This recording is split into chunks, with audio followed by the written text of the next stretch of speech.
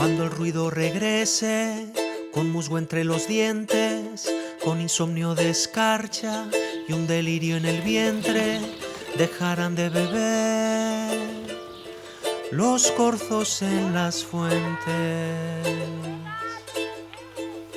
Hola, somos Biela y Tierra y queremos presentaros la nueva ruta que estamos preparando para este verano 2021.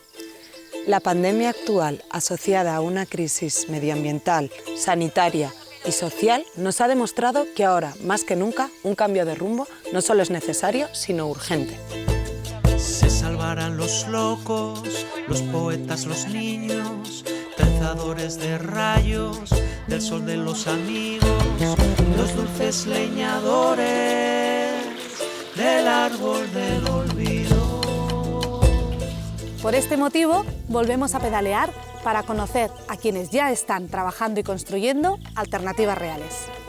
Este verano recorreremos Teruel durante 2 meses, porque pese a las dificultades que llevan a la despoblación, en un mundo rural vivo están las soluciones.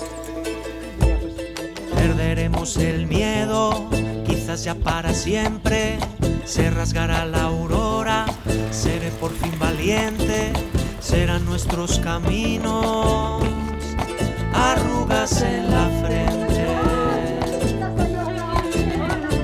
Serán nuestros caminos, arrugas en la frente.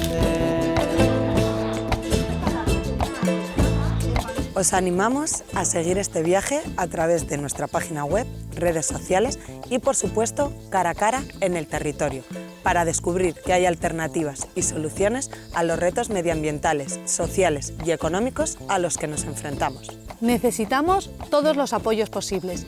Si quieres acompañarnos en este viaje, no dudes en contactar con Biela y Tierra.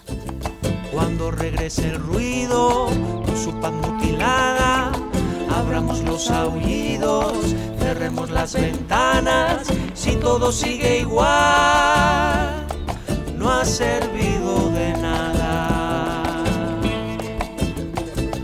Si todo sigue igual, no ha servido de nada. Habrá que hacer de nuevo de la canción un salmo. Serán nuestros caminos.